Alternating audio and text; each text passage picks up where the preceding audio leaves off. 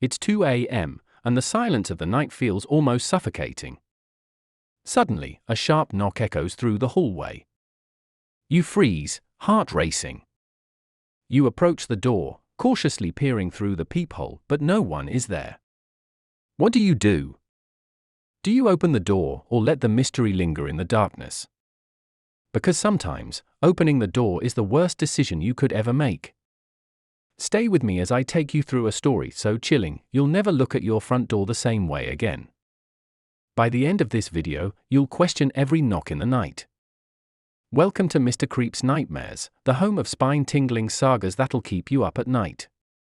Today, we bring you 3 chilling stories of what happens when people ignore one simple rule: never answer the door after midnight. As the night grows darker, the danger only intensifies. Stay until the end. The final story is so disturbing that it left even me questioning reality. You won't want to miss it. Keep watching. If you dare. Jake had never been one to believe in the supernatural. A college student, fresh off a long move into a run-down apartment building on the outskirts of town, was looking for a quiet place to study and sleep. The apartment was old, creaky floors, peeling wallpaper, and a faint smell of something musty, but it was affordable. Perfect for a student living alone. His landlord, an elderly man with an odd way of speaking, had seemed a little too eager to show him around. A strange heaviness was in the air as they walked through the dimly lit hallways. At the end of the tour, the landlord leaned in close before handing Jake the keys, his voice dropping to a whisper. "Whatever you do, don't answer knocks after midnight," he warned. Jake, thinking it was just some strange old man superstition, chuckled. "Sure, no problem," he said, brushing off the warning with a smile. It was probably the man's quirky way of saying be safe. But something about the way he said it lingered in Jake's mind. He didn't think much of it at first. After all, what could go wrong in a quiet little town like this? But that night, as he settled in and tried to get some sleep, the first knock came. A sharp, hollow thud on the door echoed through the quiet apartment. Jake stirred but rolled over, dismissing it as a neighbor's mistake. Surely, no one would be knocking at his door at this hour. Then it came again. A second knock, softer but still loud enough to stir his thoughts. He checked his watch.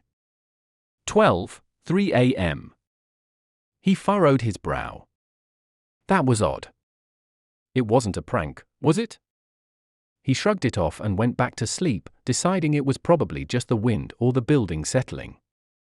But as the hours wore on, sleep became elusive, his thoughts drifting to the warning his landlord had given him.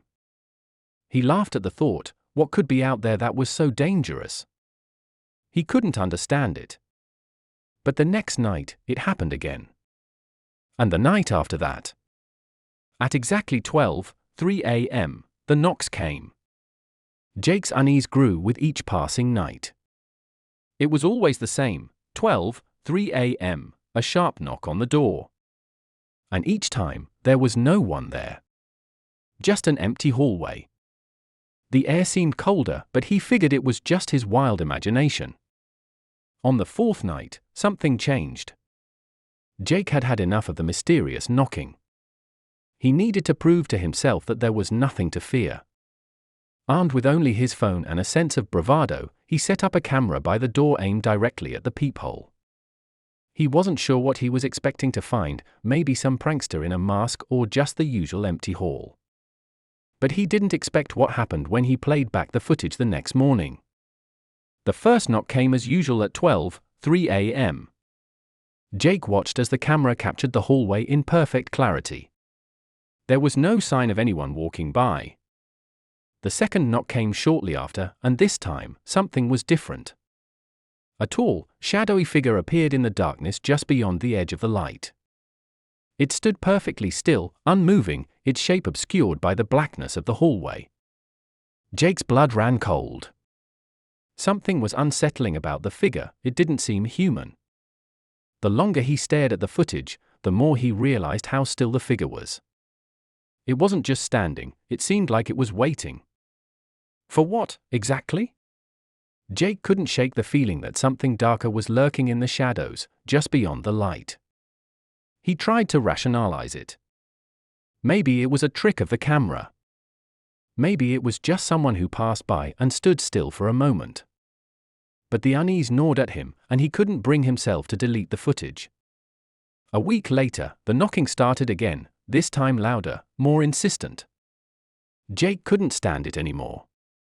He was going to confront whatever was behind the door, whether it was a prank, a figment of his imagination, or something else entirely. At exactly 12:03 a.m., he grabbed the camera and headed for the door, his heart pounding in his chest. He took a deep breath and opened the door, fully expecting to face nothing more than an empty hallway or maybe some kids playing a prank. But what he saw froze him in his tracks. The shadowy figure was standing there, just like before. But this time, it didn't remain motionless. It moved, fast, too fast for him to react. The figure slipped past him and into the apartment, the door slamming shut behind it. The sudden impact sent a shockwave through the room. The camera recorded only a flickering light, a blur of motion, then silence. No screams. No sounds of struggle. Just the cold, dead quiet of the room. Jake was never seen again. The police found no trace of him, no evidence of a struggle, and no clues at all. The only thing that remained was the footage from his camera, showing the shadow slipping into the room and then nothing. The knocking continued night after night, exactly at 12:03 a.m. The building remained just as quiet and empty as before, but the knocks still echoed in the hallways as if waiting for someone else to open the door. What would you have done? Would you have opened the door, or would you have waited for the nightmare to pass? Tell me in the comments below. If you think this story is chilling, wait until you hear the next one. Lisa had always dreamed of a fresh start. A new home, a quiet neighborhood, a chance to escape the chaos of city life.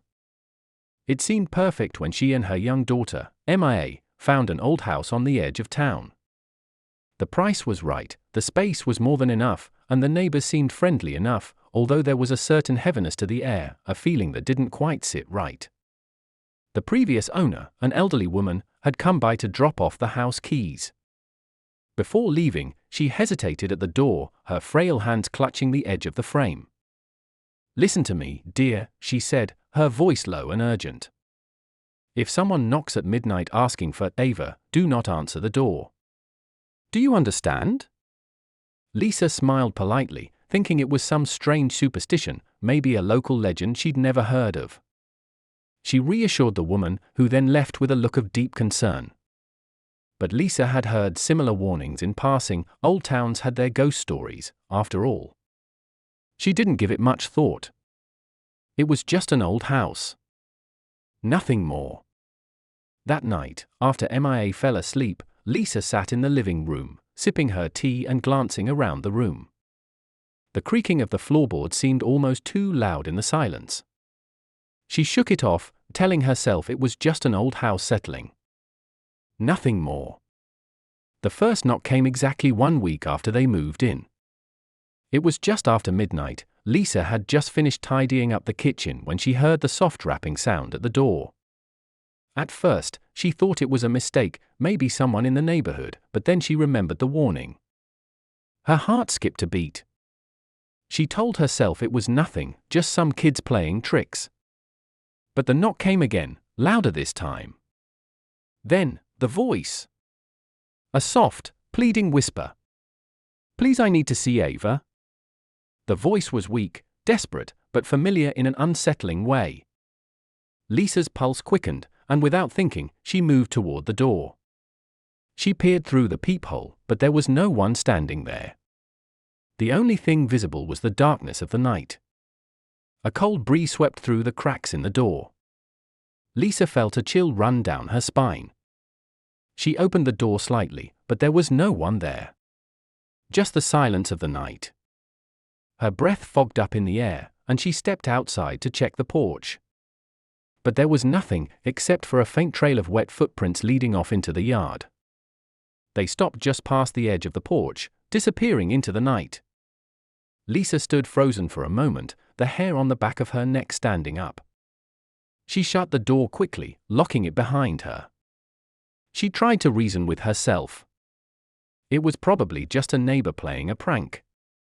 Maybe someone else's child, confused, asking for someone named Ava. But over the next few days, MIA started acting strangely. It started as a whisper here and there, an imaginary friend she called Ava. At first, Lisa assumed it was just a phase, a child's imagination running wild. But MIA spoke about Ava like she was real, like she had known her for a long time. Ava says I should go with her, MIA would say, a distant look in her eyes. Lisa's stomach twisted. She tried to laugh it off, but there was an eerie weight to the situation she couldn't ignore. MIA had never spoken like this before. Her daughter was only 6, and she couldn't have known anyone named Ava, especially not from the old house. Then, one night, the knocking returned. It came at exactly midnight, as if it had been waiting for this moment. Lisa had been exhausted from the previous few nights of disturbed sleep.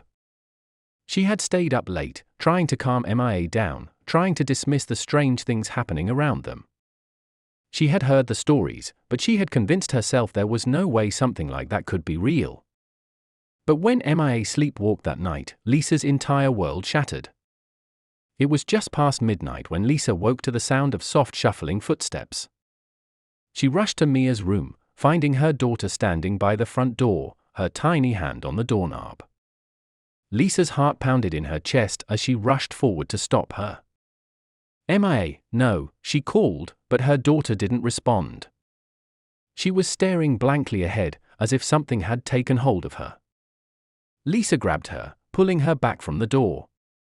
That's when she heard it, the whisper, a voice as soft as the night itself, but clear in its chilling message, let her go. The word sent a wave of dread over Lisa, and for a moment, she felt a cold, invisible presence pressing in from all sides.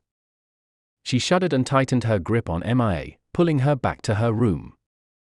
The next morning, Lisa was shaken to the core. As she tried to make sense of the night's events, she discovered something that made her blood run cold. Buried deep in the attic, she found a stack of old newspapers. One headline caught her eye: Local girl vanishes without a trace, midnight disappearance of Ava Adams, 20 years ago. Lisa's hands trembled as she read the details. Ava Adams, a young girl who had lived in the house years ago, had disappeared one fateful night, exactly at midnight. No one ever saw her again. The house had always been tied to her disappearance. And now, MIA was talking to her. She had seen her. She had heard her. Something darker, something lost in time, lingered within those walls. That night, Lisa made up her mind. She couldn't stay there any longer. She packed her things, gathered MIA, and left without a second thought. They moved out the very next day. But the knocking didn't stop. Not even after they were gone, the house stood empty, but every night at midnight, the same soft knocking would begin, followed by the faint whisper of a name: Ava.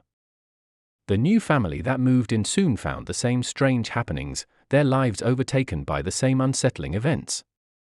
The knocking never ceased. Could MIA have been Ava in another life? Or was something else calling her back? What do you think? Tell me in the comments below. If you think that was terrifying, wait for our final story. It will haunt you long after it's over. Ethan had always been a man of logic. A night security guard at an abandoned hospital, he was used to the quiet, the darkness, the feeling of isolation that came with working these long hours. The building was old, its walls weathered, its halls empty, echoing with the sounds of time passing slowly. It was the place that left you wondering if something was waiting in the shadows, but Ethan never gave in to the strange whispers of his co-workers. It was just a job, he told himself. But then, one night, while scanning the surveillance cameras, something caught his eye. A door, one that had never been there before. It wasn't on any of the blueprints, and there were no records in the hospital's archives. It wasn't like any of the other doors in the building. No number. No handle. Just an old, rusted frame. Ethan rubbed his eyes, convinced it was a glitch, but when he checked again, it was still there, perfectly visible on the screen, standing in the middle of a hallway that should have been empty. He quickly turned to the other guards, asking if they knew about the door, but they all brushed him off as if they hadn't heard him speak. "What door?" one of them asked nonchalantly. "You're probably seeing things, man." But Ethan knew what he saw. He couldn't shake the feeling that something was off, like something had slipped through the cracks and was hiding behind that frame. As the days passed, the door remained in the same spot, stubborn and unyielding. And the others? They refused even to acknowledge its existence, as if pretending it wasn't there would somehow make it disappear. The strange occurrences started slowly at first. Ethan would catch glimpses of the door in the cameras when he wasn't actively monitoring them, but it was always in the corner of his eye, just out of focus, like it was waiting for him to notice. Then came the knocking. It was faint at first, but unmistakable. A soft, steady knock, coming from behind that door. Ethan froze in his chair, staring at the monitors. The knocking came again, louder this time. He jumped to his feet and rushed to the hallway where the door was supposed to be. But when he arrived, the hall was completely empty. No sound, no movement, just silence. And that door. Standing there. Waiting. He couldn't let it go. He asked his co-workers again, but they acted like he was speaking another language. "Knocking?" "There's no knocking, Ethan," they would say, giving him nervous glances as they avoided his gaze. But Ethan couldn't ignore it any longer. The knocks had become a regular occurrence, always at the same time, always at night. One evening, unable to shake the feeling that something was desperately trying to get his attention, Ethan decided he would face it. He had to know what was behind that door. He grabbed his flashlight and headed down the hallway, his steps echoing in the silence. When he reached the door, it was exactly as it had always been, rusted, worn, and out of place. The knocking had stopped, but there was a tension in the air, a weight pressing down on him. His hand hovered over the door frame. He knew it was wrong. He knew he shouldn't open it. But his curiosity, that nagging sense of urgency, overpowered his instincts. Ethan took a deep breath and pushed the door open. Behind it? Nothing. Just a thick, impenetrable darkness. The kind of black that seemed to swallow up all light. He couldn't even see his own hand in front of his face. His breath caught in his throat as he stepped forward, a strange pull urging him deeper into the blackness. That's when it happened. A hand. Cold, skeletal fingers reached out from the darkness and grabbed him. The grip was ironclad, sending a surge of panic through his body. He tried to scream, to pull away, but the hand held him firm, pulling him into the void. His flashlight slipped from his hand, clattering to the ground, but the darkness swallowed even that light. Ethan fought, but he couldn't break free. And just like that, the door slammed shut. The hallway was silent once again, as if nothing had ever happened. The next morning, Ethan was gone. The door was gone too. No trace of him. No sign of a struggle. Just the same empty hallway, the same quiet silence that had always been there. It wasn't long before a new security guard arrived, taking over Ethan's shift. The hospital was eerily quiet as usual, and the new guard had heard nothing about Ethan's disappearance. The man quickly settled into the routine, monitoring the cameras, walking the empty halls. But then, one night, just a few weeks after taking over, he heard it. The knocking. At first, he dismissed it, thinking it was just another odd sound echoing through the building. But then it came again. Louder this time. Closer. The knocking was unmistakable. He stood frozen, his eyes darting to the security cameras. His heart sank when he saw it, the same door. Standing in the same spot it had been before. A rusted frame, no handle, just an empty space in the wall. It had reappeared. And the knocking was still there, calling him, beckoning him to open it. The guard felt his stomach twist, but he knew what he had to do. He couldn't ignore it. The same curiosity that had gotten Ethan into trouble took hold of him. He grabbed his flashlight and walked toward the door, the knocking growing louder with every step. When he reached the door, he hesitated. But only for a moment. He pushed it open. The same darkness greeted him, pitch black and endless. Just as before, a hand reached out from the void, its cold fingers wrapping around his wrist. The door slammed shut behind him, and the knocking stopped. The next morning, the new guard and door were gone, and the cycle began again. What do you think was behind that door? Was it something waiting for the next person to fall into its trap, or was it something far darker? Would you have opened it? Tell me what you think in the comments below. If you enjoyed these terrifying stories, don't forget to like, subscribe, and turn on notifications, because trust me, you don't want to miss what's coming next. Thank you for watching. If you love horror stories, check out our other terrifying tales, because the scariest things happen when you least expect them. Like, comment, and subscribe if you want more stories to keep you up at night.